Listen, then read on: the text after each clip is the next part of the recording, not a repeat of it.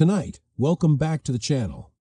Before we settle in, take a slow breath, loosen your shoulders, and let the day start fading behind you.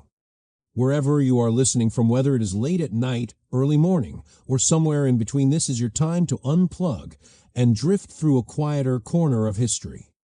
Tonight, we are beginning at the very start of humanity's long, strange relationship with fermented drink.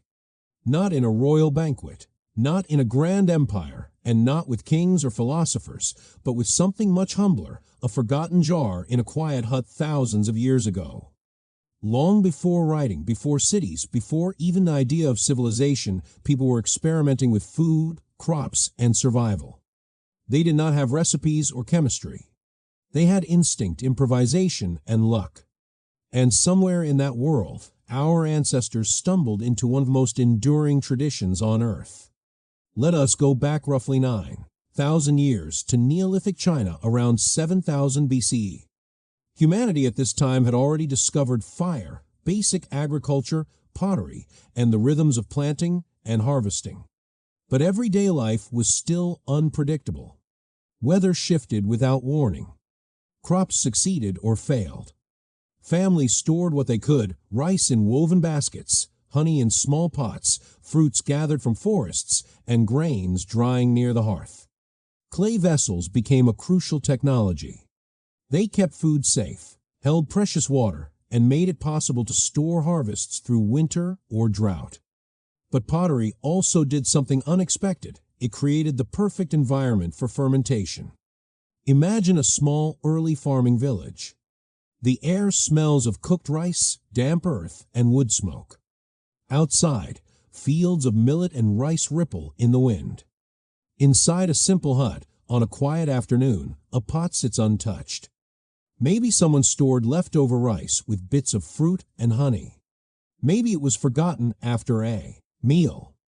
Or maybe it was set aside without a lid, the way we might leave a bowl on a counter without thinking. Over time, natural yeast in the air, microbes floating everywhere, invisible and uninvited, settled onto the sugars inside that pot. Days passed. The mixture began to bubble, changing texture, scent, and taste. No one planned it. Nature simply did what nature does. At some point, someone lifted the lid and inspected this strange transformation. The smell would have been sharp yet sweet, unfamiliar yet interesting. Early humans were curious and observant. They tasted plants, experimented with roots, learned which berries helped and which harmed. Curiosity and survival were constant companions. And so, whether out of hunger, boredom, or an adventurous spirit, someone took a sip, then another. And in that moment, a new chapter in human culture began. What followed was not a party, not celebration, and not excess. It was discovery. The first experience of fermentation probably felt like warmth spreading through the body and a surprising lightness in the mind. It made worries shrink, muscles relax, and thoughts drift. For people whose days were dominated by labor, danger, and effort, this sensation must have felt almost magical. It did not matter that no one understood yeast, sugar conversion, or biochemistry. What mattered was the result. For a little while, the world felt softer, safer, and strangely peaceful. From there, the behavior repeated. Not accidentally, but intentionally. They experimented with different combinations: rice, fruits, berries, grains, honey, whatever grew nearby. Clay jars became tools not just for storage, but for transformation. Over generations, patterns emerged. Certain mixtures worked better, certain temperatures helped, certain ingredients spoiled less. Slowly, a craft was born. Archaeological discoveries from places like Jiahu in Hunan province support this story. Pottery shards from that site still hold microscopic traces of a fermented blend of rice, honey, and fruit, suggesting the earliest known recipe for alcohol. It was not a refined drink or a social ritual yet, but it was clearly repeated, not random. That means people learned, adapted, and passed knowledge forward. One generation brewed better than the one before. One village shared techniques with another. Little by little, what started as an accident became tradition. But this discovery did more than produce a drink. It changed social patterns. People began gathering around shared pots. They talked more. They rested together at the end of difficult days. Fermented drink became a spark for connection. It turned meals into moments and households into communities. In a world without writing, these shared evenings helped pass down stories, lessons, songs, and memories. Fermentation, in this sense, became a social technology long before it became a culinary one. It also served practical benefits. Fermented liquid lasted longer than plain water and resisted spoilage. It provided calories, vitamins, and safer hydration at times when clean water was far from guaranteed. So this mysterious new drink was not only comforting, but useful. It kept people alive, bonded communities, and gave early humans something to look forward to at the end of weary days. As agriculture expanded, so did fermentation. Once humans learned to grow more than they immediately needed, stored grain and fruit created surpluses, and surplus demanded preservation.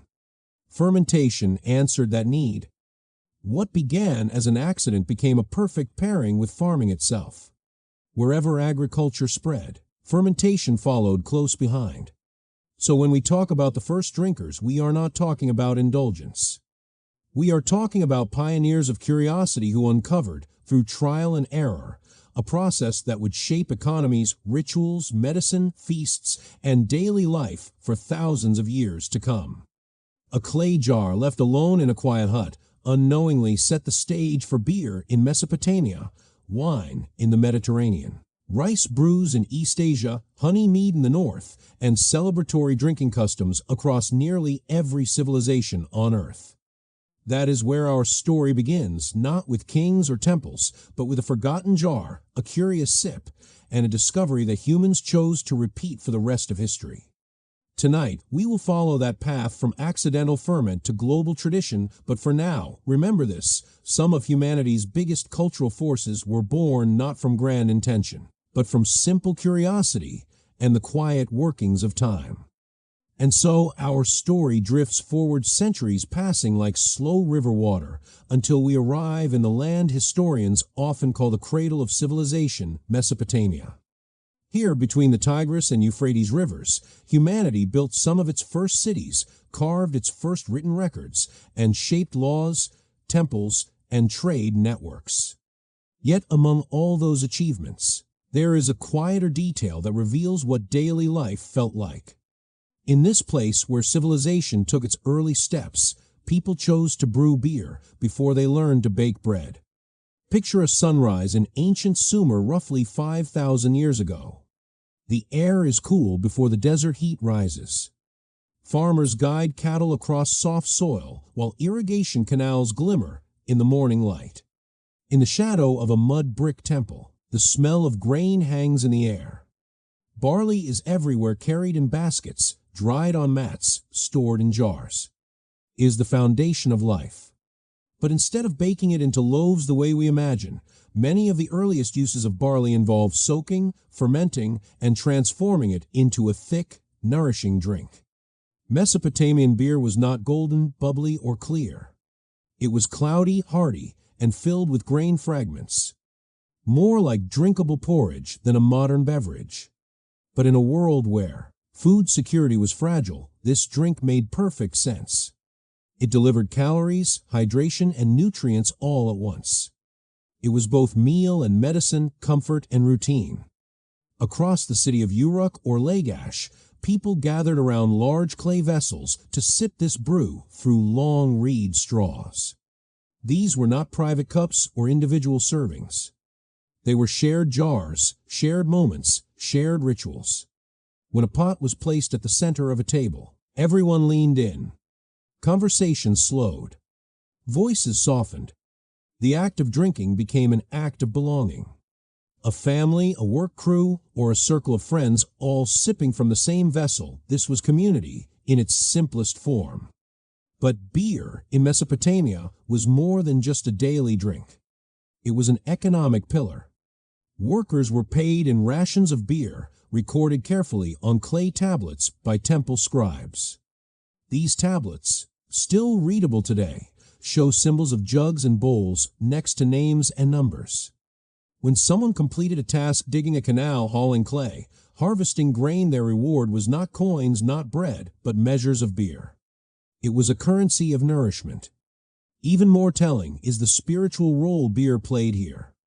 The Sumerians honored a goddess of brewing, Ninkasi, and recited a hymn in her name. The hymn itself doubled as a recipe, outlining how grains should be soaked, baked, fermented, and blessed.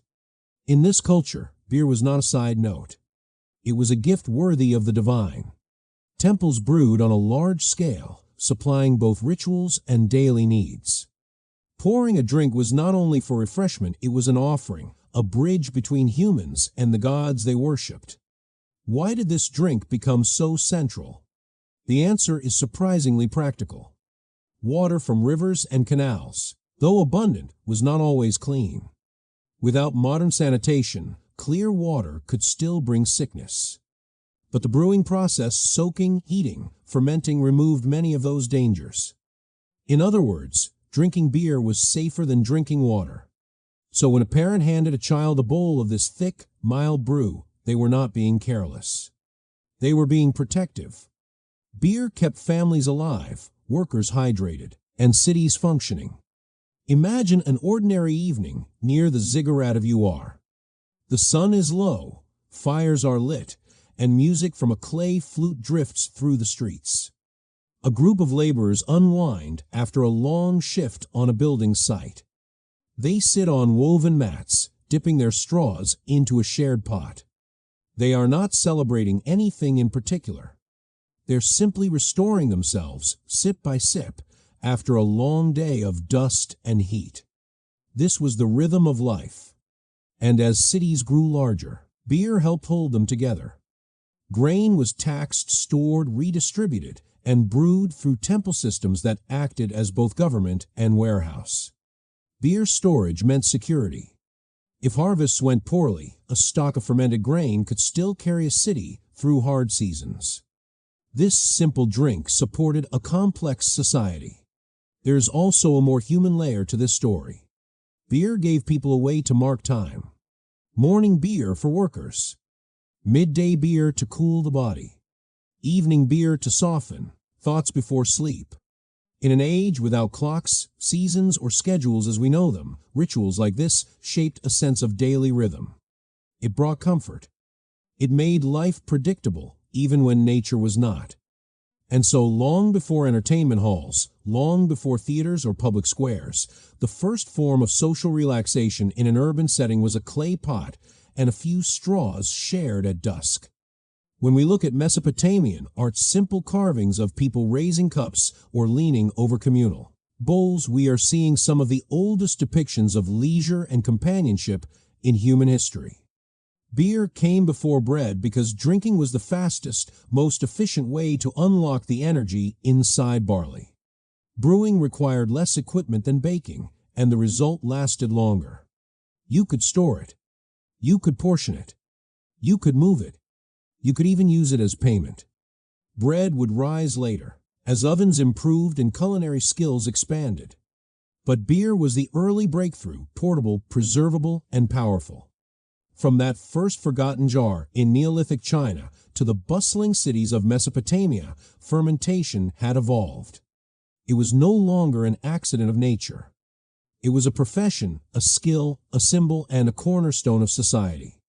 With beer, humanity learned something profound: that food could be preserved, shared, celebrated, and ritualized. That the act of drinking together could help build not only friendships, but civilizations. And this is where we leave Mesopotamia for now, a world of clay tablets, river reeds, shared pots, and thick barley brew. In our next chapter, we will travel west to the land of the Nile, where Egypt transformed drinking into a daily lifestyle and built entire communities on bread, onions, and beer. From the rivers of Mesopotamia, our story follows the water downstream, not east this time, but west to another ancient world shaped by a mighty river, the Nile. Here in Egypt, The rhythm of life beat to the pattern of rising and receding floods, to sowing and harvesting, to sunlight on golden fields and cool shadows inside whitewashed houses. And here, more than anywhere else in the ancient world, fermented drink did not belong only to ritual, or only to economy, or only to celebration. In Egypt, it became daily life itself. Imagine the riverbank at dawn. Mist curls above the water, palm fronds sway in a gentle breeze, and the distant sound of oars echoes through the slow current. Farmers, fishermen, priests, scribes, and builders are beginning their day. And in clay jugs in almost every household, one drink waits for them all, a thick, sweet, nourishing brew made from barley and emmer wheat, sometimes flavored with dates. This was beer, not a luxury, not a weekend indulgence, but a simple fact of survival. Egyptian beer, like the brews of Mesopotamia, was not clear or sparkling. It was dense, cloudy, and often described as liquid bread. But in Egypt, its role expanded beyond nourishment and safety. It became culture. Whether you were a peasant working under the hot sun, a craftsman shaping limestone, a scribe hunched over ink and papyrus, or even a child heading to lessons, beer was part of your day. Not to excess, not for escape, but because clean water was uncertain, and this drink boiled, fermented, and sealed was a safer path through life. Let us pause in a humble village near the Nile, not far from a field of barley bending under the morning light. A mother wakes before sunrise, stirring yesterday's brew. She pours a small clay cup for her husband before he walks to the fields. Then another for her children, mild and diluted, to begin their morning. This was normal, not shocking, not frowned upon. It was simply practical. Egyptian families, like many across the ancient world, faced risks from untreated water, while beer provided steady hydration and calories. It filled stomachs. It provided energy. It soothed after a long day. Meanwhile, in the grand estates and temple complexes, brewing happened on an entirely different scale. Large workshops, staffed by workers and supervised by temple officials, produced beer in vast quantities. Not just for ceremonies, but for wages, festivals, offerings, and daily rations. The connection between faith, economy, and nourishment became so intertwined that removing beer from Egyptian life would have been like removing bricks from their temples. Everything would collapse. Even the workers who built the Great Pyramids, contrary to old myths about enslaved labor, received wages that included regular portions of beer. Between hauling stones, carving blocks, and shaping ramps, laborers consumed liters each day to stay nourished and hydrated under the desert sun. Bread, onions, and beer formed a working-class trinity of survival. These rations, carefully measured and distributed, ensured that Egypt's greatest monuments were raised not only by muscle and engineering, but by a steady stream of fermenting grain. Now step inside an Egyptian household during preparation. Barley loaves are baked once not for eating, but to be crumbled back into water to start fermentation. The dough traps wild yeast, the water draws out the sugars, and the mixture begins to change. Dates or herbs might be added. Clay jars are sealed and stored in cool rooms. Time does its quiet work. Days later, the jar opens to reveal a brew both familiar and comforting. A taste that links generations. But beyond homes and work sites, beer threaded itself through Egyptian spirituality. Temples brewed for festivals and rituals. Offerings to gods and goddesses often included jars of beer placed carefully beside bread, flowers, or incense. In celebrations honoring Hathor, for instance, beer played a central part in joyful gatherings where music, dance, and gratitude connected people to the divine. The gods of Egypt were not distant concepts. They walked beside daily life, and beer, humble, earthy, sweet, was a bridge between mortal and sacred. Even in death, beer accompanied Egyptians into the afterlife. Tomb paintings show servants bringing jugs to sustain spirits in eternity. Jars were sealed and buried, waiting for souls in the field of reeds, the Egyptian vision of paradise. where life continued in the best possible form. If you needed nourishment in life, you would surely need it in forever. This tells us something profound. In Egypt, beer symbolized continuity. The continuity of mornings, of work, of community, of faith, of memory, and of existence beyond bodily life. It was not a temporary pleasure. It was a thread that stitched a society together. And what of wine? Egypt knew it, but wine belonged to a different story. Scarcer, more expensive, imported from lands around the Mediterranean, wine was the drink of nobles, priests, royals, and foreign merchants. Cleopatra, for instance, almost certainly enjoyed wine at her court. Amphorae found in tombs of elites speak to its symbolism refined, rare, and suited to those removed from manual labor. Meanwhile, the majority of Egyptians lived with both feet on the earth, hands in the soil, and beer at their table. So in this land of sun and stone, beer became the daily companion of the living and a faithful provision for the dead. It stood at the crossroads of practicality and meaning. It kept bodies strong and spirits steady. It allowed children to grow with fewer dangers from contaminated water. It fueled the grandest building projects in history. And every evening, as lanterns flickered and the Nile reflected the glow of distant hearths, beer helped families unwind beneath the desert sky. If Mesopotamia discovered that beer could help organize civilization, Egypt proved that it could sustain one. With that, we leave the Nile and its golden fields behind.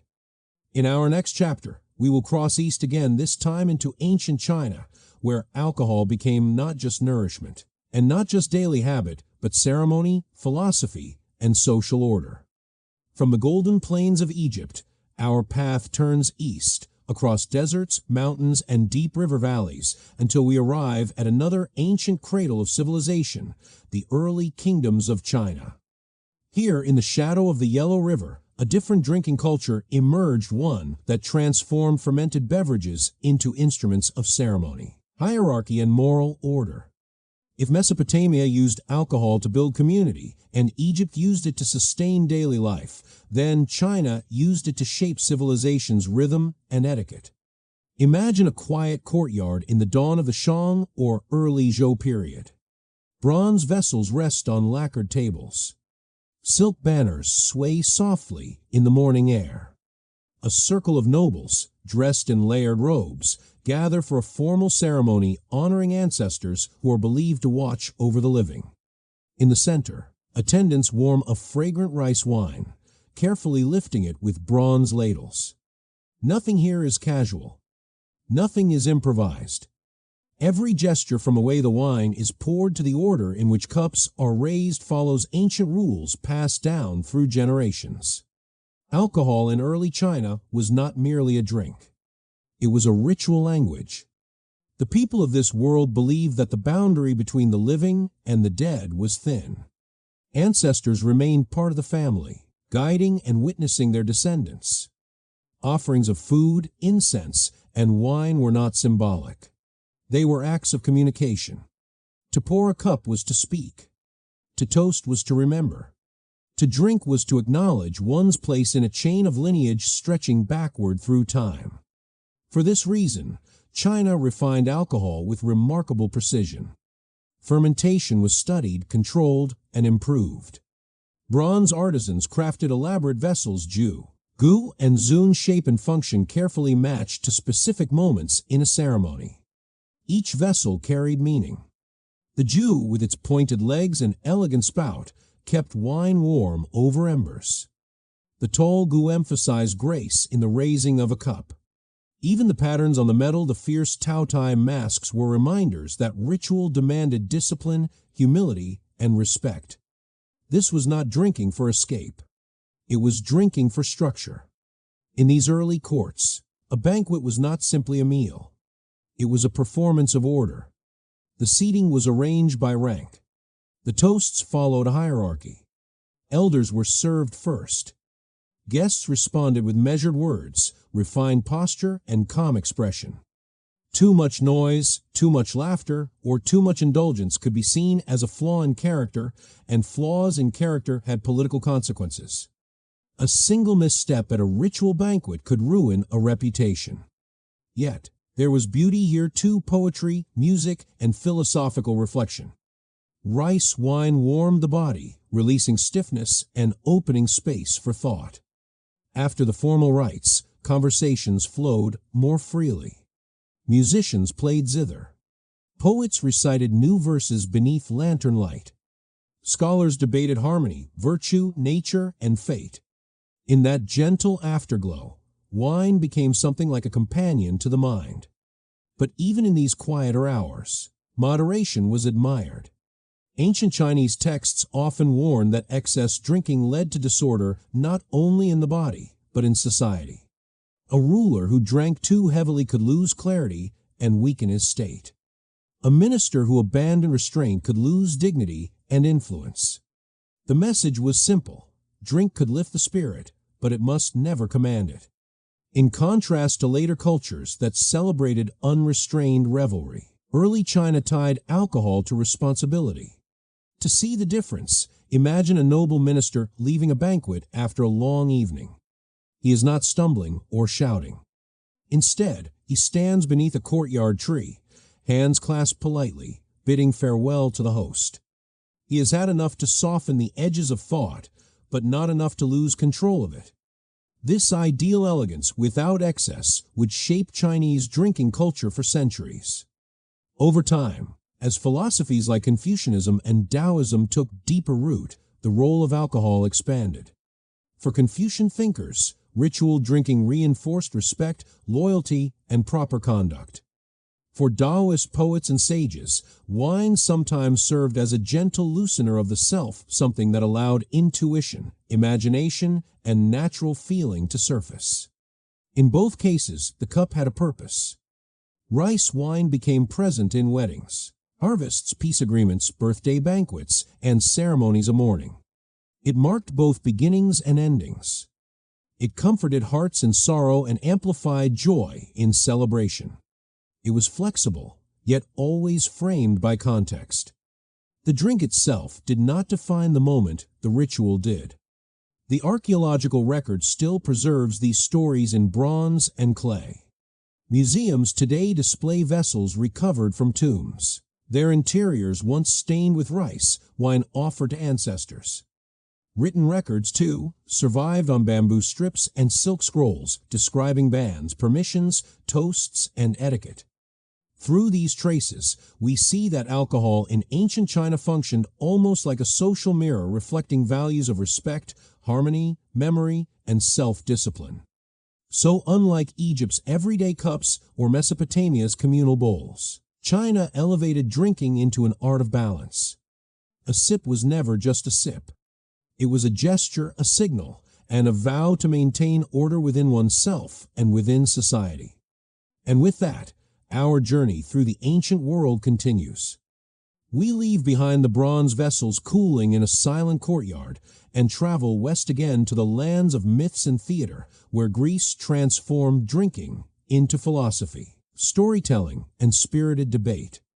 From the bronze vessels of ancient China, our path now bends west once more, carried across mountains and quiet seas, until we reach a land of marble hills and silver olive groves.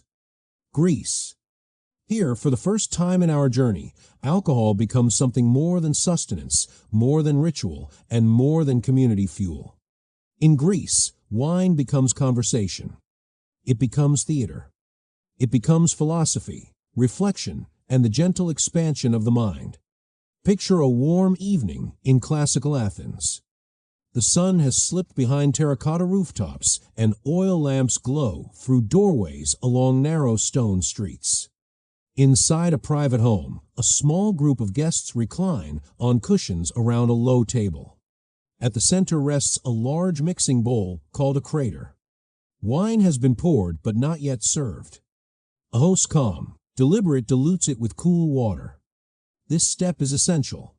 In the Greek world, drinking unmixed wine was not admired. It was considered wild, even uncivilized. The Greeks valued clarity of mind, even while relaxing. The goal was not to lose control, but to open thought. The gathering is called a symposium, a word that literally means drinking together. But drinking is only half the meaning. The other half is conversation structured, thoughtful conversation. Each guest receives a cup only after the host has offered a toast. Then, slowly, carefully, voices rise in a rhythm of discussion, storytelling, and gentle debate. Topics wander through poetry, love, music, virtue, memory, and sometimes laughter. There is no hurry. Wine moves the evening forward, but never too quickly. It loosens speech, softens sharp edges, and allows ideas to flow like warm breeze through an open courtyard. Imagine a thinker such as Socrates present at such a gathering. He listens first. He asks questions second. He challenges, but without anger. He invites people not to argue, but to uncover themselves. Wine, in this context, does not cloud the mind. Instead, it lowers defenses just enough for honesty to breathe. That is the Greek ideal: balance, proportion, harmony. This harmony extended into myth as well. The Greeks, who loved personifying forces of nature and emotion, imagined a god who embodied the shifting boundary between order and release: Dionysus, the god of wine, festivity, and ecstatic celebration. Yet even Dionysus was not pure chaos. His stories warn that joy without measure leads to downfall, while joy with balance leads to connection and creativity. In this way, myth and daily life reflected each other. The cup could bless or trouble. The line between the two was subtle, and it was culture, not instinct, that kept a person on the steadier path. Wine also flowed through Greek theater. Festivals in honor of Dionysus gave birth to tragedy and comedy, the two great masks of storytelling. On festival days, wine was consumed in moderation, songs echoed through outdoor theaters, and plays explored the whole range of human feeling: grief, hope, pride, foolishness, and fate. The Greeks understood something about the human heart. That emotion, when expressed communally, heals. Wine helped create that atmosphere of shared experience where audiences and actors felt united for a moment in time. But perhaps the most lasting Greek contribution to drinking culture was not performance or poetry, but structure. They built an entire etiquette around how wine should be shared: who pours, who toasts, in what order, and with what intention. The symposium had a leader called a symposiarch, whose job was to maintain balance. Too much conversation in one direction. The symposiarch redirected it. Too much silence. He lifted the energy. Too much wine for one guest. He stepped in, slowing the pace. In this way, wine became a tool of social design. The Greeks drank neither to forget nor to indulge, but to reveal and to connect. Let us step back for a moment and picture the scene more closely. A soft melody from a lyre drifts through the room. Someone recites a memory from youth. Another responds with a line from Homer. The lamps flicker on polished pottery. The night deepens. No one shouts. No one rushes. Cups are refilled in measured amounts, and minds wander through philosophy, guided not by impulse, but by curiosity. If Mesopotamian beer brought people to the same pot, Greek wine brought people to the same idea. Of course, not every gathering was so refined. Greece, like every society, had moments of excess. But those moments do not define the culture. What endures is the ideal, moderation as wisdom. The cup in Greek thought became a symbol of self-knowledge. One must know their limit. One must know their purpose for drinking. One must know the shape of their own heart. To drink without reflection was to betray both body and mind. Over time, this Greek approach influenced lands far beyond its borders. When later civilizations adopted wine, they often borrowed Greek language, Greek vessels, or Greek customs. The legacy of the symposium lived on in later salons, academies, and even modern dining tables, where people still gather to eat, sip, and speak about life. Though centuries have passed and cups have changed, the human desire to connect through conversation remains the same. Tonight, as we leave Greece, we carry forward a lesson that has echoed for more than 2,000 years. The value of balance. Wine may open the door, but wisdom chooses how far to walk through it. The Greeks remind us that ideas grow best not in silence or chaos, but in calm dialogue shared among equals under lamplight, with a cup raised thoughtfully, not carelessly, in hand. In our next chapter, we journey to Rome, where the philosophy of wine transforms into spectacle, politics, empire, and everyday habit. If Greece created art from drinking, Rome will industrialize it. From the soft music and thoughtful cups of the Greek Symposium, our journey now crosses the sea once more, carried westward toward a growing superpower. Rome. If Greece taught the world how to drink with balance, intention, and philosophy, Rome would take the same drink and scale it into an institution. Here, wine became not only a cultural symbol, but a system woven through daily routines. Military discipline, economic trade, political ceremony, and social identity. In the Roman world, wine did not sit at the edges of society. It became the bloodstream of an empire. Imagine entering Rome at its height. A sprawling city of marble facades, busy marketplaces, grand bathhouses, aqueducts, and crowded tenements. The sounds of carts, sandals, and distant conversation echo against towering stone walls. And in almost every corner, from villas overlooking the hills to taverns hidden in narrow alleys, wine is present. It is at breakfast, at banquets, at festivals, in legions on the frontier, and in quiet evening cups shared between friends. Rome democratized wine on a scale no previous civilization had attempted. But to understand Rome's relationship with wine, we must begin with one simple idea. The Romans believed wine was for everyone. Unlike in Egypt, where wine belonged mostly to elites, or in early Greece, where wine was reserved for structured gatherings, Rome spread wine across every social class. The wealthy drank refined varieties from distant provinces. The working poor sipped simpler, harsher blends from local taverns. Even enslaved workers and soldiers received regular wine rations. It became a unifying element in a society divided by rank and privilege. Rome had many hierarchies, but wine touched them all. Picture a Roman villa at dusk. Wealthy guests recline on couches, surrounded by frescoes and bronze lamps. Servants move quietly, pouring carefully aged wine into elegant cups. Musicians play gentle melodies while poets recite verses. Here, wine is luxury paired with conversation, music, and leisure. Now step outside into a busy papina, a small Roman tavern in a crowded neighborhood. Laborers sit at wooden tables, drinking a cheap blend called Pasca wine mixed with water, vinegar, or herbs. They talk about wages, weather, gossip, and daily frustrations. A simple drink, nothing refined, but warms the body after long hours of work. In a single city, two vastly different worlds share one ritual. And then beyond the city, imagine the Roman frontier. A cold military camp in the mountains of Gaul or the forests near the Rhine.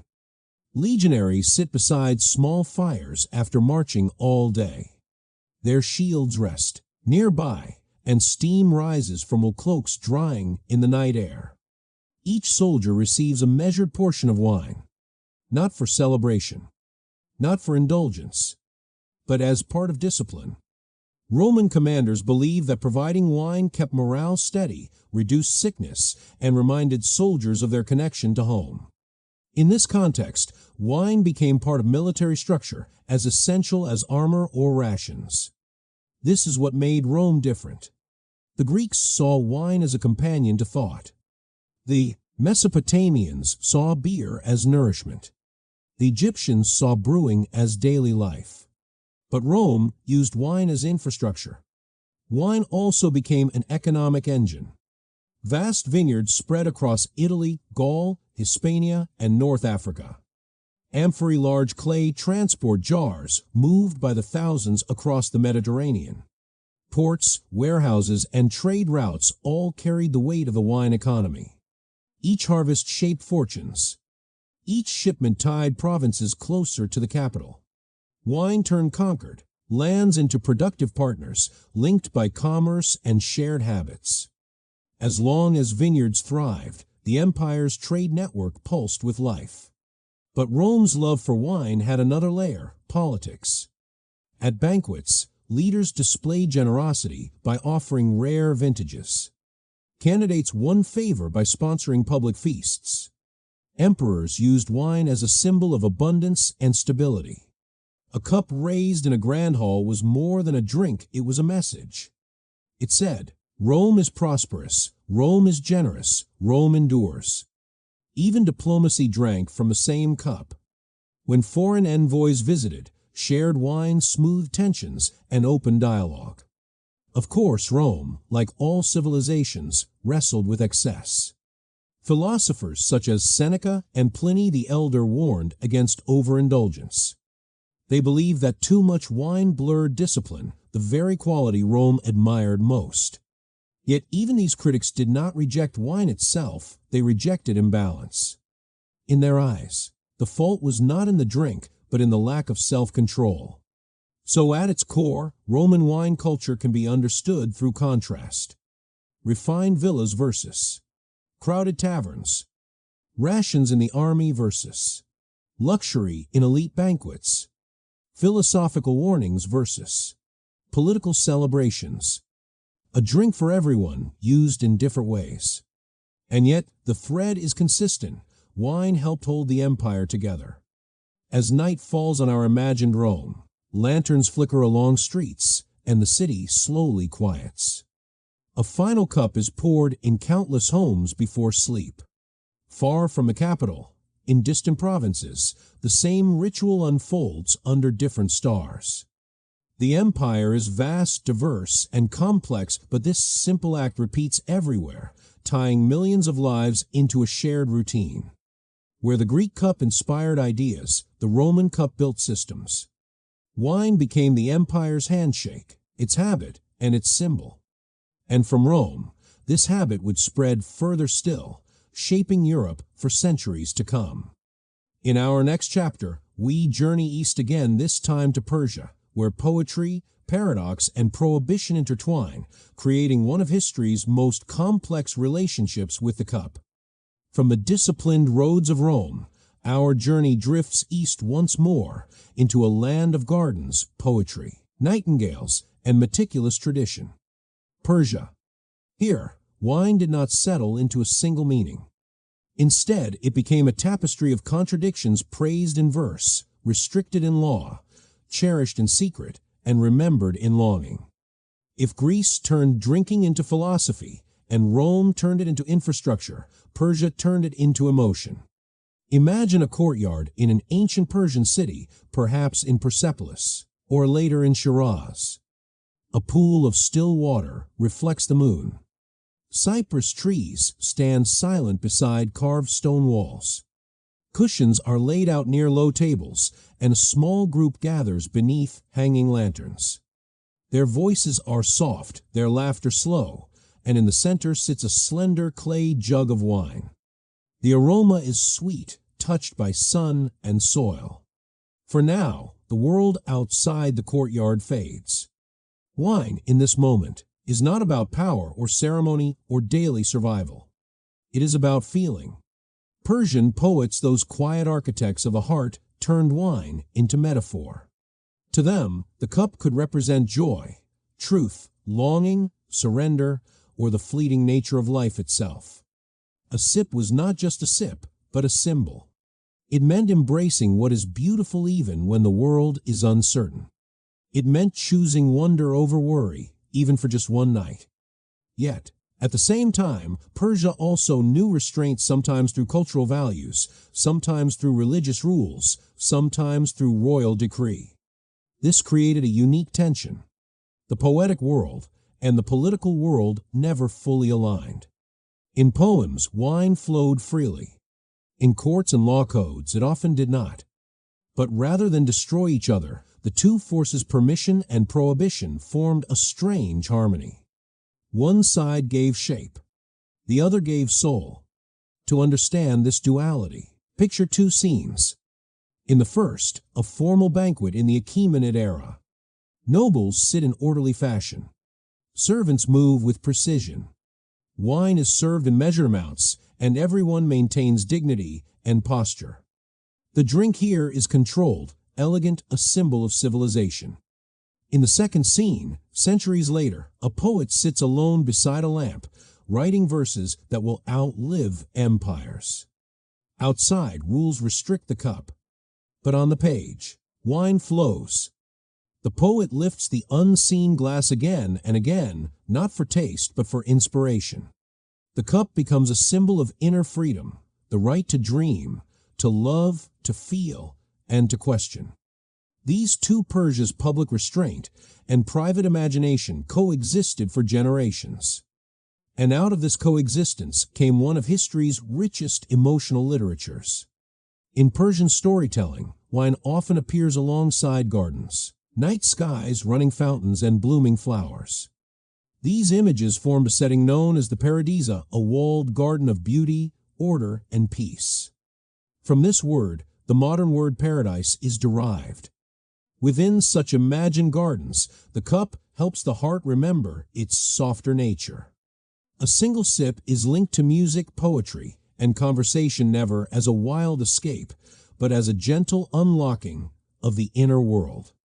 Another layer of Persian drinking culture lies in companionship. Unlike the Greek Symposium, which prioritized debate, Persian gatherings centered on emotional resonance.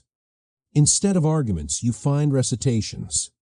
Instead of dialectics, you find metaphor. Instead of structure, you find flow.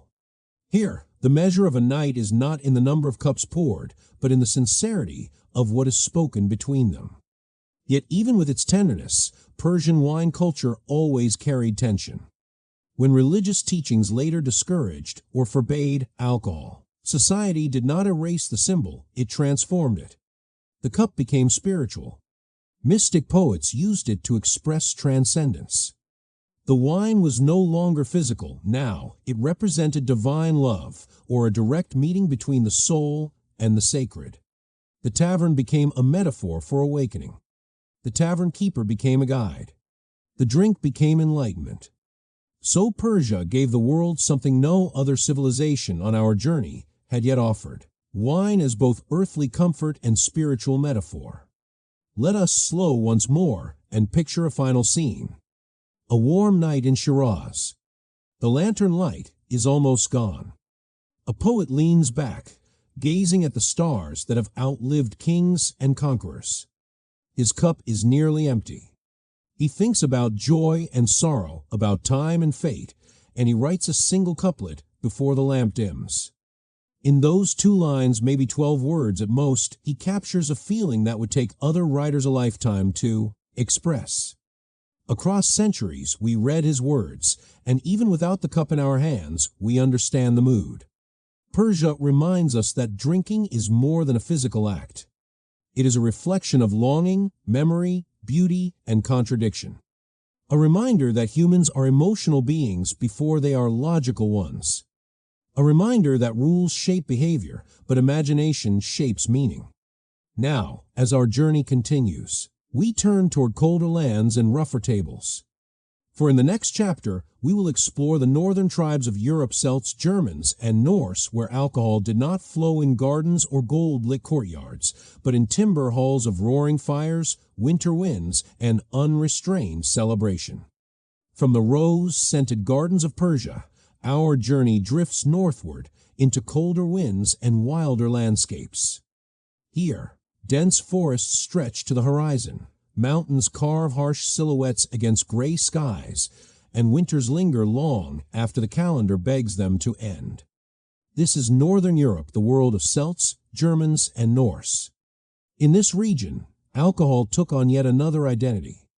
Not philosophy, not infrastructure, not ceremony, not law, but something entirely different: courage, togetherness, and endurance. Imagine a great timber hall in the far north, its roof heavy with snow. Inside, warmth and firelight flicker across carved wooden beams. Men and women gather shoulder to shoulder, cloaks steaming as ice melts from their boots. A long table stretches through the center of the room, laden with roasted meat, bread, and great horn-shaped cups.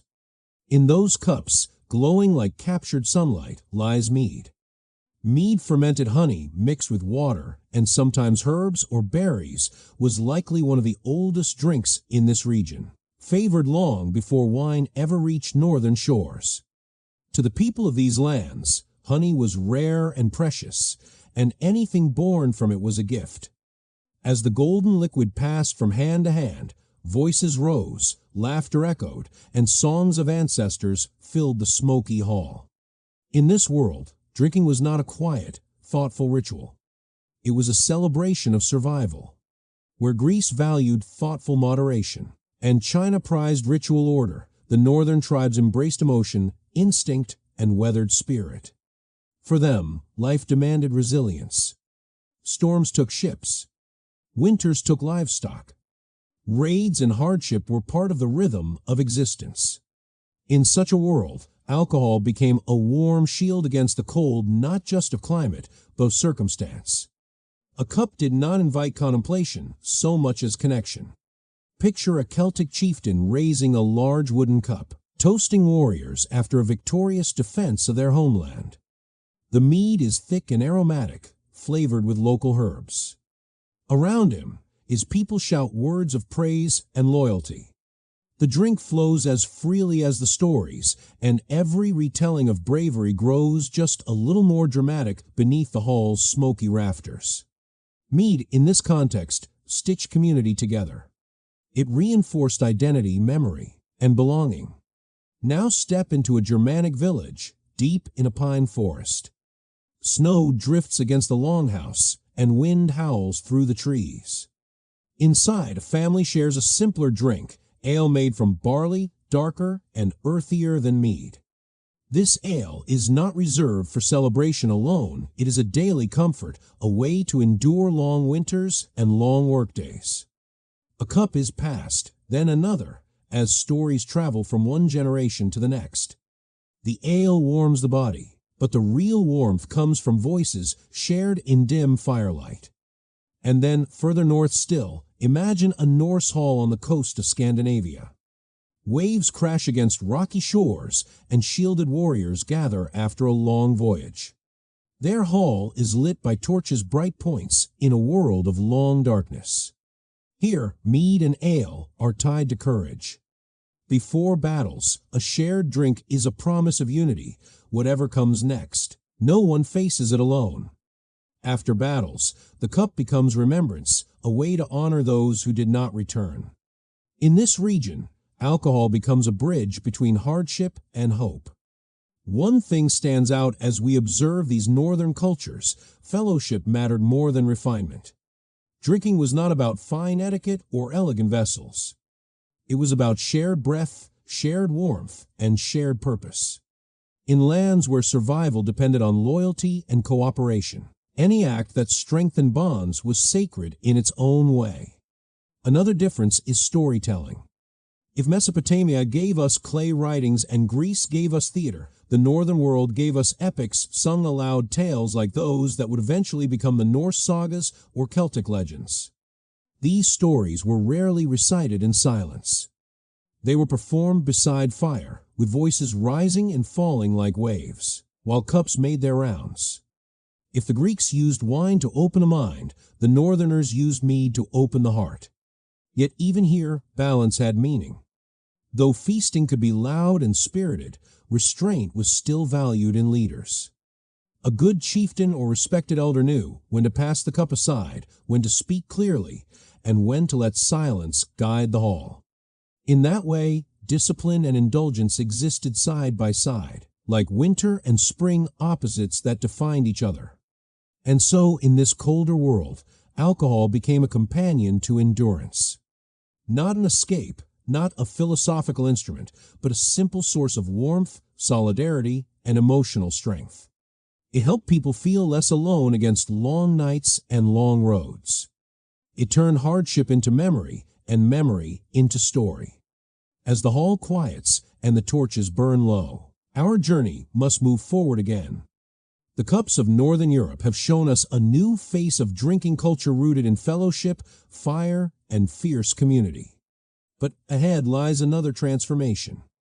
When the Middle Ages arrive and monasteries rise across Europe, alcohol will shift once more, this time toward preservation, science, and stability. In our next chapter, we enter the cloisters and stone halls of the monks, whose careful hands and silent routines will protect brewing knowledge through centuries of uncertainty. From the smoky timber halls of the north, our path now leads us into a quieter world. The winds soften, the feasting songs fade, and the clamor of chieftains and warriors gives way to stillness. Ahead, on a lonely hill or deep in a green valley, rises a stone monastery. Bells echo across the morning air, and cloaked figures move in silence. Here in the Middle Ages, alcohol is transformed once again, this time by monks who dedicate their lives to prayer, discipline, and patience. Step inside the monastery walls. The world feels slower here, almost timeless. Long corridors guide you past simple wooden doors. Light filters through narrow windows, painting soft gold on stone floors. Beyond the cloister, in a courtyard garden, herbs grow in neat rows. And not far from a chapel, you find a brewing room warm, fragrant, and filled with the scent of grain and rising steam. This is where a new chapter of fermentation unfolds. While the outside world wrestles with conflict, famine, and disease, monasteries become islands of knowledge. Books are copied, seeds are saved, and brewing methods are refined with careful observation. The monks do not invent beer, but they protect it, improve it, and give it purpose beyond survival. In their hands, beer becomes liquid bread, a nourishing drink that supports both body and spirit. Why beer in a place of prayer? The answer is part practicality, part mercy. Medieval water supplies were often unsafe. Brewing by boiling, fermenting, and sealing the liquid made it cleaner to drink. For monks who fasted frequently, beer also provided calories on days when solid food was restricted. A cup of dark, hearty brew could keep a body steady even when meals were limited. In this sense, brewing aligned with faith, sustenance without excess, nourishment without indulgence. Picture a monk stirring a large wooden vat, his movements unhurried. Sunlight shines through a small window, catching particles of steam in the air. He is not chasing pleasure, nor luxury, nor celebration. He is following a recipe passed down from older brothers of the order, measuring grain, watching temperature, and recording observations in neat handwriting. Brewing becomes a form of devotion, another discipline in a life already filled with rhythm. Morning prayer, work; midday psalms, more work; evening prayer, rest. Brew, pray, repeat. Over time, monasteries become known for the quality of their beer. Travelers, pilgrims, and villagers seek out monastic brews, not only because they are safer, but because they are better. Monks experiment with variations in grain, fermentation, and herbs. In some regions, especially later in medieval Europe, hops enter the brewing process, adding flavor and helping preserve the drink longer. Knowledge spreads slowly, bottle by bottle, pilgrim by pilgrim. Even beyond nutrition, beer serves another purpose in monastic life: hospitality. Across Europe, monasteries are required by tradition to offer shelter to travelers. Guests are given a bed, simple food, and often a mug of beer. Think of a weary traveler arriving at the gate after days on dangerous roads. He is welcomed not with suspicion, but with warmth and nourishment. In this way, beer becomes an extension of charity. And so, the monastery brewery becomes a symbol of something larger: stability. While kingdoms rise and fall, while wars burn and fade, while villages struggle and rebuild, the monastic brewing tradition endures. Silent, steady, and patient like the monks themselves. Let us pause for a moment inside the refectory, the monastery's dining hall. Meals are quiet here. Conversation is limited. A monk reads aloud from a book while others eat in contemplation. Wooden cups sit beside bowls of vegetables and bread. The beer is dark, modest, and filling. There are no feasts, no revelrous songs, no shouting or boasting. Just nourishment, gratitude, and routine. It is remarkable to think that the same drink used in loud northern feasting halls also found a home in these silent stone chambers.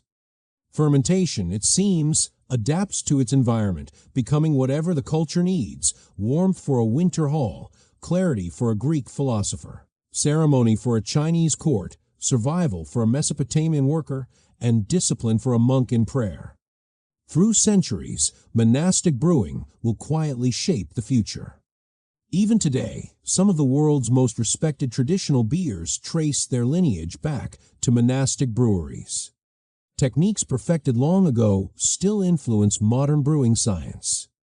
Records preserved in monasteries help historians understand not only what people drank, but how communities fed themselves, healed themselves, and supported one another. As night settles over the monastery, a final bell rings. The monks retreat to their cells. Candles are extinguished. Only the brewery remains warm, its wooden barrels resting in the quiet dark, the liquid inside slowly transforming.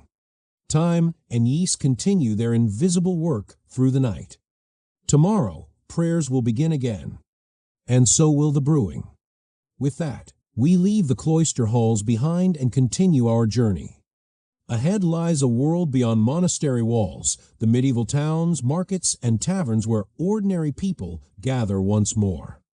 There, alcohol becomes something different again, not ritual, not survival, not philosophy, but community, conversation, and the beginning of public life as we recognize it today.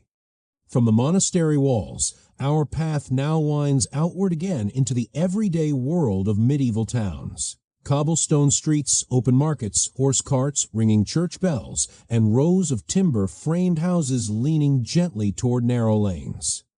Life here is louder than monastic silence, messier than Persian gardens, and far less organized than Roman roads. But in this lively setting, alcohol finds one of its most familiar roles, the heart of public life. Welcome to the tavern. In medieval Europe, the tavern becomes what the communal beer pot was to Mesopotamia and what the Symposium was to Greece, a gathering place. But this time, the audience is not just nobles, philosophers, or warriors. Is everyone travelers, farmers, blacksmiths, bakers, shepherds, merchants, apprentices, storytellers, and strangers passing through? The tavern doorway is a doorway into community itself. Picture a small wooden building beside a muddy street. A painted sign hangs above the door, perhaps bearing the image of an animal, a plant, or a mug, symbols for people who cannot read. Through the doorway, a warm glow flickers. Inside, the air smells of wood smoke, bread, and ale. Benches line long tables. Straw covers the floor. A simple hearth crackles at one end of the room. Cups and jugs sit ready. Laughter rises and falls like waves upon a quiet bay. Here, ale and wine serve a new purpose. They are no longer reserved for ritual, duty, or ceremony. They become the backdrop of everyday human connection. A cup of ale is shared after a day's labor. A traveler trades a story for a drink. A shopkeeper vents about taxes. A farmer listens, nods, and adds a story of his own. The tavern becomes a soft cushion against the weight of ordinary life. And although it may seem informal, the tavern plays an important role in history. This is where news is traded long before newspapers, where disputes are aired long before courts intervene, where ideas can spread farther and faster than any official decree. In quiet monasteries, knowledge is preserved, but in taverns, knowledge travels. Imagine an evening in a medieval English alehouse. A group of villagers gather at the end of a long day. They drink from wooden mugs, leaning in close to hear one another over the bursts of laughter and song. Someone begins a local ballad. Others join in. The tavern keeper, or alewife in many cases, moves between tables, pouring fresh servings. Her work is hard but respected. In fact, many brewing and tavern businesses are operated by women during this period, adding another layer to the story of alcohol in society. Some of these alewives become well-known figures, practical, independent, and deeply connected to community life. In this setting, alcohol becomes more than sustenance or symbolism. It becomes social glue. The tavern offers something the medieval world lacks in many other places: a public space that does not belong to the church, the lord, or the crown. A space where people can relax, exchange ideas, and feel briefly equal. Of course, taverns also create tensions. Authorities worry that too much open conversation could stir unrest. Church leaders sometimes warn that idleness and drink can lead people away from virtue. City officials impose licenses, fees, and rules. But despite these efforts, taverns thrive. They meet a profound human need, the need to gather. Let us picture another scene, this time on the European continent. In a bustling town square, a traveler arrives just before dusk. His boots are dusty. His cloak is damp from a sudden rain. He asks a shopkeeper for a place to rest, and she points him toward a nearby public house. Inside, he is welcomed not with suspicion, but with warmth: a seat by the fire, a crust of bread, a jug of ale. Soon, he listens to local gossip, and by morning, he knows everything he needs to continue his journey. In this way, taverns serve as hubs of communication for a world without mass media. Over generations, these public houses evolve. They develop customs, songs, drinking games, and unspoken rules about hospitality, manners, and conversation. A traveler who behaves politely gains friends. One who behaves rudely is shown the door. Culture polices itself through shared expectation, not written code. The tavern becomes a small village in miniature, teaching people how to live among one another. And there is something soothing in this environment. Even today, many people find comfort in shared spaces: cafes, tea houses, pubs where the drink is secondary to the company. In medieval Europe, this instinct begins to take recognizable shape. The tavern becomes a place where people are not alone, where burdens feel lighter, where songs soften the edges of cold evenings. As candles burn low and footsteps fade on the street outside, the tavern keeper sweeps the floor. The embers glow in the hearth. A few wooden cups remain on the long tables, left behind by early sleepers or late storytellers. Tomorrow, the cycle will return. More travelers will arrive. More locals will gather. More voices will blend in the warm, low music of ordinary lives. From this modest beginning, a culture of public drinking spaces will continue to evolve into coffee houses, inns, pubs, salons, and eventually the modern bar, each with its own flavor and meaning. But the medieval tavern leaves the first lasting imprint, a space where drink and dialogue belong to everyone. As we leave this cozy room behind, our journey continues into the age of exploration and global trade. Ahead lies a world where ships, spices, sugar, and spirits will transform alcohol, again turning local drinks into global commodities, for better and for worse. From the warm glow of the medieval tavern, our journey moves forward into a changing world. Europe is awakening from the Middle Ages, influenced by new curiosity, new ambition, and new horizons. Maps begin to expand. Ships grow larger, braver, and more numerous. Trade routes stretch across oceans. And at the center of this great age, quietly but powerfully, alcohol travels with explorers, merchants, sailors, and empires. This era brings two great transformations. One is movement. Drinks that were once local become global. The second is distillation. Alcohol becomes stronger, more stable, and more portable than ever before. Let us begin with the sea. Imagine a harbor in Portugal or Spain in the 15th or 16th century. Wooden ships rise and fall with the tide. Sailors haul crates, barrels, and rope across crowded docks.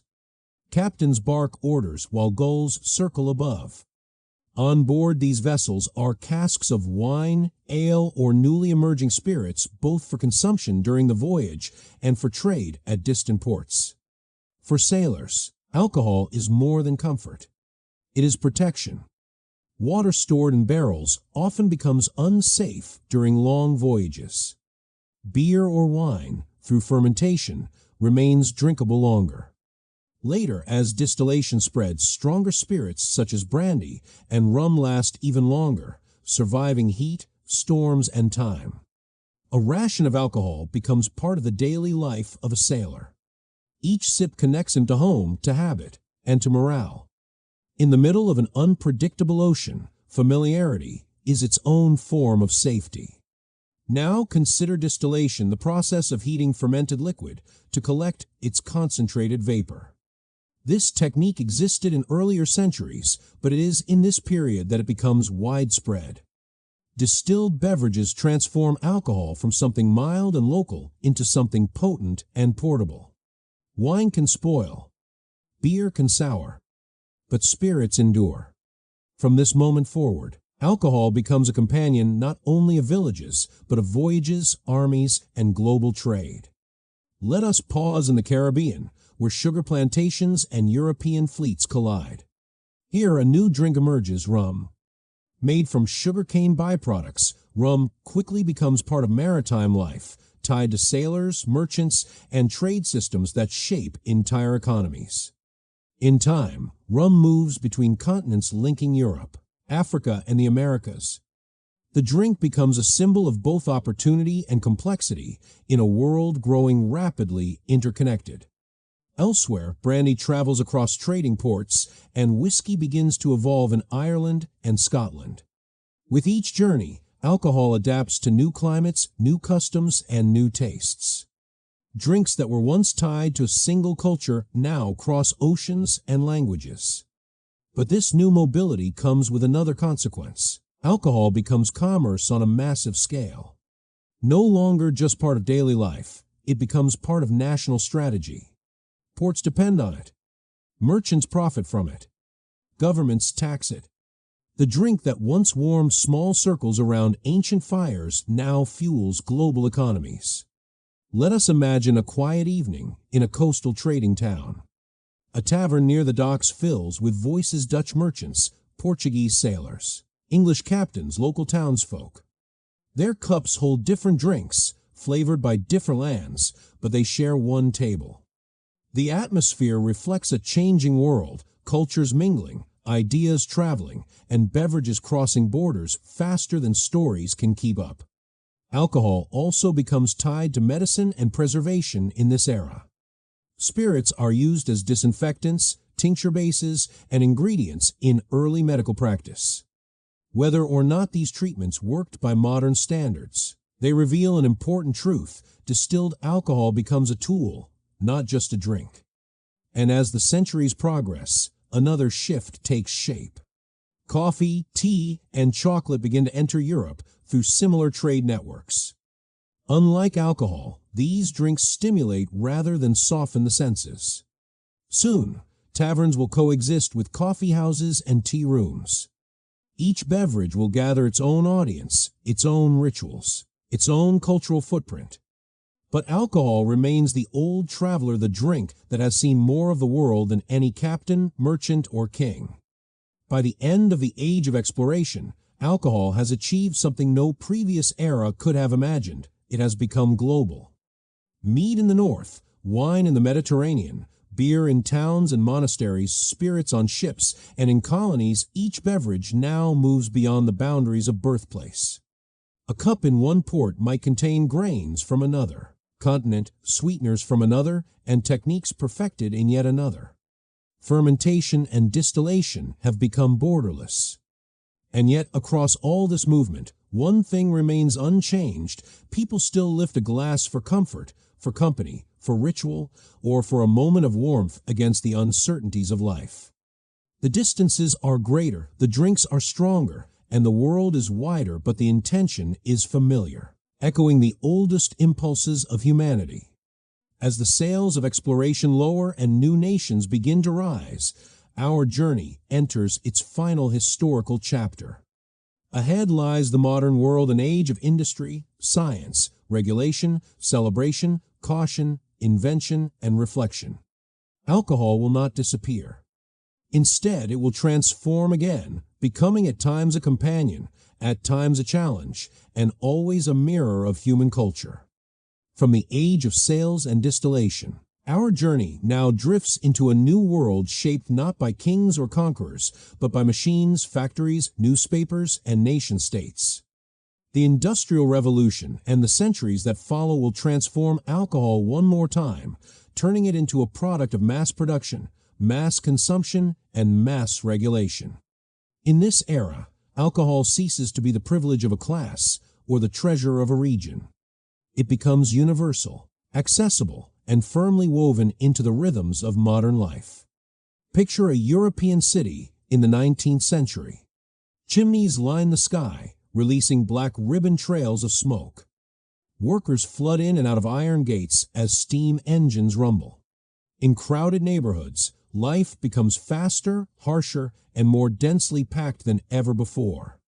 In this urban environment, beer and spirits find a new role no longer as sacred ritual or poetic symbol, but as a form of relief at the end of long industrial days. Breweries grow larger. Distilleries multiply. Railroads replace ships as the fastest veins of distribution. A drink that once took months to travel by sea now arrives in days. What began in small village taverns now pours from taps in booming cities. Alcohol has entered the age of mass culture. But mass culture also brings mass consequence. As drinks become cheaper and easier to obtain, governments begin to step in. In earlier centuries, rulers taxed alcohol to fill royal treasuries. In the modern era, nations regulate it to guide public behavior and manage public health. Some countries create licensing laws. Others enforce closing hours. Debates grow louder. Is alcohol a cultural treasure or a social problem? A symbol of freedom or a source of harm? Out of this debate emerges a movement: temperance. In Britain, America, and parts of Europe, groups call for moderation and later, outright prohibition. Meetings are held. Pamphlets are printed. Songs urge citizens to choose restraint over indulgence. For the first time in history, society asks itself not how to brew or trade alcohol, but whether to restrict it. This leads to one of the most dramatic experiments in modern drinking history: prohibition in the United States. Imagine America in the early 20th century. Bars close. Saloons shutter. Trade in. Alcohol is banned by law. But human habits do not vanish overnight. Instead, they go underground. Speakeasies' secret drinking spaces multiply behind unmarked doors. Homemade liquor circulates in whispered networks. Enforcement becomes a game of pursuit and disguise. The experiment ends after more than a decade, leaving behind a complicated legacy. Governments can ban a drink on paper, but not in the human heart. Meanwhile, other nations take a different approach. Rather than prohibition, they emphasize culture, establishing rules, customs, and etiquette around drinking. In some places, wine becomes a mealtime companion rather than a tool of escape. In others, beer halls and pubs evolve into traditional social spaces with their own codes of behavior. Diversity grows, and cultures take distinct identities through the cup. As the 20th century progresses, alcohol settles into its modern position, not a necessity, not a sacred object, but a cultural option. Science advances. People understand fermentation, yeast, and chemistry. New beverages appear: cocktails, bitters, liqueurs, blending innovation with tradition. Marketing and branding take hold. Bottles carry logos, stories, and symbols of identity. By the 21st century, alcohol has come full circle. It is social, like in Mesopotamia. It is ritual, like in China. It is philosophical, like in Greece. It is widespread, like in Rome. It is poetic, like in Persia. It is communal, like in Northern Europe. And it is technical, like in the monasteries. The modern world did not replace old drinking cultures, it layered them together. Step inside a wine bar in Italy, and you hear echoes of Greek balance. Sit in a German beer hall, and you feel traces of Norse fellowship. Visit a Japanese sake ceremony, and you witness ritual as old as the Yellow River. Walk into a British pub, and you enter the descendant of medieval taverns. Order a cocktail in New York or London, and you are drinking the legacy of alchemists, explorers, and distillers from centuries past. And yet, even now, the story of alcohol remains what it has always been, a mirror. How people drink reflects who they are, what they value, what they fear, what they celebrate, and what they hope to escape. For some, a drink is connection. For others, it is comfort. For some, it is creativity. For others, caution. The cup has held all these meanings across time. As we arrive at the present, one truth stands quietly above the rest. Alcohol did not shape humanity as much as humanity shaped alcohol. Each culture chose its own meaning. Each era wrote its own chapter. And from clay pots to oak barrels, from ship decks to quiet kitchens, the story continues. Our historical journey ends here, but the reflection does not. In the final segment of this script, we will step back, draw the lessons together, offer the closing message, and then proceed to your requested deliverables. And so, after traveling from prehistoric pottery jars through Greek symposiums, Roman banquets, Persian poetry gardens, Viking longhouses, monastery breweries, medieval taverns, and the age of global trade, we now return to ourselves, to the present moment, to the quiet room where you are listening right now. Across thousands of years, the story of alcohol has never really been about the drink itself. It has always been about us. Humans brewed to celebrate because life can be joyful. Humans brewed to forget because life can be heavy. Humans brewed to connect because life is easier when shared. And sometimes humans brewed simply to endure because life can be harsh. But in every era, China, Greece, Rome, Persia, the North, the monasteries, the explorers, one lesson repeats again and again. The cup never controlled the culture. The culture controlled the cup. Alcohol is a mirror. It reflects the values of the people holding it. If a society prized wisdom, the drink joined philosophy. If a society prized courage, the drink joined the battlefield. If a society prized ritual, the drink joined ceremony. If a society prized escape, the drink became an exit. And today we inherit all of those histories at once. Every bottle on a modern shelf is a museum without glass. Every glass on a table is a story in miniature. What we choose to do with it, how we celebrate, how we socialize, and how we show restraint is simply our chapter in a very old book. So, as we end tonight's journey, perhaps the quiet reminder is this: the greatest human invention was never alcohol, it was community. It was laughter around a table. It was shared stories at the end of a long day. It was the simple comfort of not being alone. Wherever you are listening from, whatever time is glowing on your clock, I hope tonight's story brought you a little warmth, a little calm, and maybe even a little gratitude for the strange, winding, creative, flawed, resilient species we belong to. Thank you for spending your time here. Rest well, breathe deeply, and I will see you again in the next story. Good night.